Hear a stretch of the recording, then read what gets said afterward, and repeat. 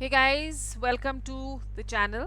सो हम लोग आज नेक्स्ट टॉपिक पे जाने वाले हैं, chemistry for NEET rapid revision. हाँ, ये वीडियो मैंने अपलोड कर दी थी, बट फिर जब मैंने उसके बाद देखा तो there was no sound in the video. So I am just quickly taking a recap and doing this video once again for you guys. So chemistry for NEET rapid revision में हम लोग काफ़ी आगे पहुंच चुके हैं, थर्मोडायनेमिक्स पे पहुंच चुके हैं। थर्मोडायनेमिक्स हमारा एंड होने वाला है। We are going on to thermodynamics part 7। इसके बाद पार्ट 8 आएगा जिसमें हम लोग गिब्स फ्री एनर्जी करेंगे। आज का हमारा टॉपिक एंट्रोपी है, और उसके बाद हम लोग we will go on to thermochemistry and then the questions. Right, thermochemistry में सारे एनर्जी चेंजेस हैं, बॉन्ड एनर्जी कैसे कैलकुलेट करनी है, Hess law of constant summation क्या है। सो वो सब हम लोग थर्मोकेमिस्ट्री के अंडर करेंगे। So let's see what all do we have today. This is thermodynamics part 7। Second law of thermodynamics पढ़ेंगे, एंट्रोपी पढ़ेंगे, और हम लोग पढ़ेंगे एंट्रोपी चेंज के कुछ features. Right, so I hope you are ready. Let's begin.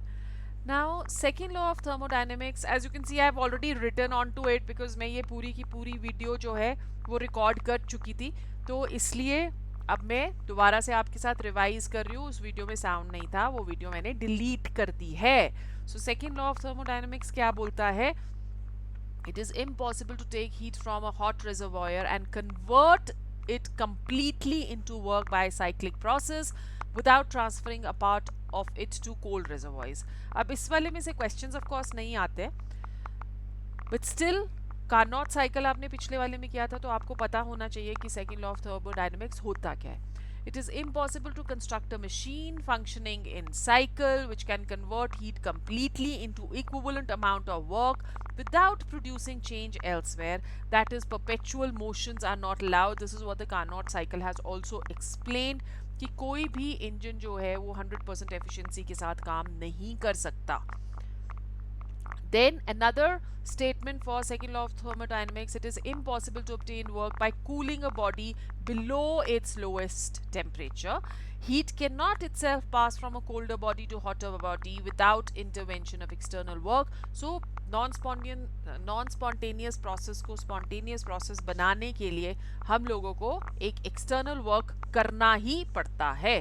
जो एंट्रोपी यूनिवर्स की होती है वो हमेशा इंक्रीज होती है in the course of every spontaneous process, और इसे हम लोग क्या बुलाते हैं? That is why we are saying that delta S is going to be positive, but if it is at equilibrium state, then at equilibrium state delta S is going to be zero. There is no change in entropy. अब entropy क्या हुई? Entropy आपको पता है, it is the measurement of degree of disorder or randomness. It is a state function. अगर हम लोग delta S लेते हैं तो delta S is equal to entropy of products minus entropy of reactants. Entropy एक सिस्टम की increase करेगी जब टेम्परेचर इंक्रीज करेगा। एंट्रोपी एक सिस्टम की इंक्रीज करेगी during isothermal expansion. Standard molar entropy जो होती है वो मोलर एंट्रोपी होती है प्योर सब्सटेंस की at standard conditions. So standard conditions मतलब temperature is 25 degree centigrade and pressure is 1 bar. Standard molar entropies increase करेगी अगर सब्सटेंस हम कॉम्प्लेक्स ले लेते हैं, so complexity of the substance is increasing. Now, the standard molar entropies of gases are higher than those of comparable solids. Definitely, gases में degree of randomness is going to be more, therefore उनकी standard molar entropies भी ज़्यादा होती है. अगर हम isolated system लेते हैं तो delta S is greater than or equal to 0, and at equilibrium delta S is going to be equal to 0. Now, what are certain salient features about the entropy change? अगर हम कोई entropy change ले रहे हैं from A to B, let's say SA is the entropy of A and SB is the entropy of B, then delta S is going to be SP minus SA. If the number of products and reactants are greater than 1, then we take the total sum of the entropy of the products minus total sum of the entropy of the reactants. Now the units of entropy is joules per Kelvin per mole. बच्चों, अगर आपको entropy जो है वो joule में नहीं दी है, तो न्यूमेरिकल्स के लिए please converted into joules. Okay, now when we are talking of we are talking of entropy over here, तो एब्सोल्यूट टेम्परेचर जब हम लोग करते हैं तो एब्सोल्यूट टेम्परेचर हमारा क्या हो गया, या एब्सोल्यूट जीरो हमारा क्या हो गया, तो absolute zero that is equal to -273 और 0 Kelvin. So if we are looking at entropy of a pure crystal at 0 Kelvin, then the entropy of pure crystal at 0 Kelvin, that is at absolute zero. और इसको हम लोग third law of thermodynamics भी बुलाते हैं. अब अगर हम लोग एंट्रोपी ले रहे हैं कार्बन मोनोऑक्साइड की, नाइट्रिक ऑक्साइड की, नाइट्रोजन डाइऑक्साइड की, ग्लासी सॉलिड्स की, सॉलिड क्लोरीन की, ये जीरो नहीं होते at absolute zero. So these are exceptions.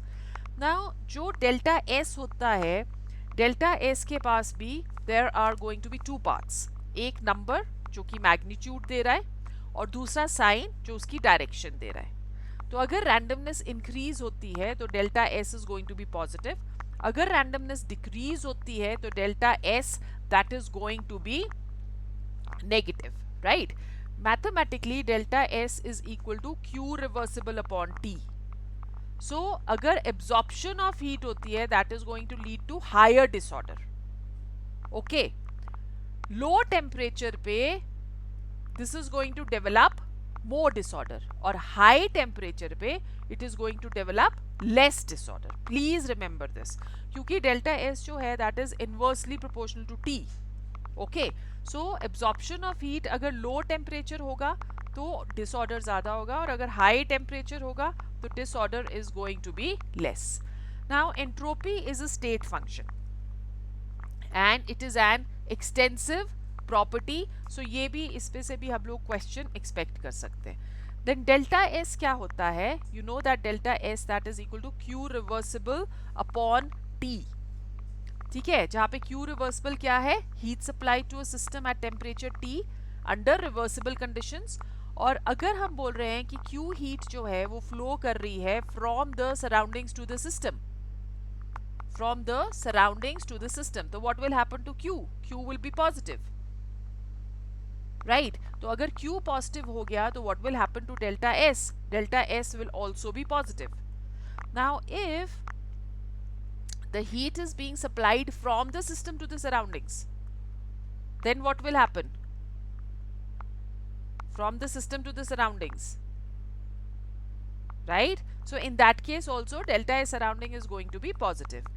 But if we are saying over here कि कोई भी हम स्पॉन्टेनियस प्रोसेस ले लेते हैं, ठीक है, तो स्पॉन्टेनियस प्रोसेस के लिए delta S is always going to be positive. So T system अगर हम लोग लेते हैं लेस देन टी सराउंडिंग्स तो delta S is always going to be positive and vice versa. अगर हम स्पॉन्टेनियस प्रोसेस ले रहे हैं तो delta S is going to be positive. अगर हम आइसोथर्मल रिवर्सिबल प्रोसेस ले रहे हैं तो डेल्टा एस सिस्टम हो जाएगा positive Q upon T and delta S surrounding हो जाएगा माइनस क्यू अपॉन टी. ठीक है, डेल्टा एस टोटल क्या हो गया, delta S system plus delta S surrounding which is always equal to zero. क्योंकि एक पॉजिटिव है दूसरा नेगेटिव है तो ये जीरो हो जाएगा. एडियाबैटिक प्रोसेस क्या हो गया, adiabatic process के लिए Q is equal to 0, therefore delta S that will also become equal to 0. Now अगर हमको कैलकुलेट करना है delta S in terms of work, तो delta S is equal to Q reversible upon T which is equal to minus W reversible upon T which will be equal to nRT upon T log of natural log of V2 upon V1. Converting natural log into log, 2.303 nr log V2 upon V1. So this is how you can calculate delta S if volume and if volume is given to you and number of moles is given to you in the equation. In terms of pressure, this will become 2.303 nr log of P1 upon P2. ठीक है, अब entropy universe की क्या होती है, entropy जो universe की होती है that will always go towards maximum. which means it is always positive, it will always increase. So entropy जो है वो increase करती है during expansion of a gas, dissolution of a solid, dilution of a solution, vaporization, increase in number of molecules. जैसे for example अगर हम लोग ammonium chloride ले रहे हैं और वो dissociate हो रहा है into ammonia and HCl, then what is happening? Number of moles are increasing. Therefore, the entropy is also going to increase. During phase changes, the entropy change for fusion, that is given by delta HF upon T, जहाँ पे delta HF जो है that is the enthalpy of fusion, right? Then entropy of vaporization is equal to delta HV upon T, जहाँ पे delta HV is enthalpy of vaporization, and delta S sublimation is delta H sublimation upon T, where delta H sublimation is going to be enthalpy of sublimation. अब यहाँ पे एक नई चीज जो आप कर सकते हो, that is thermodynamic probability. So W जो है, W is thermodynamic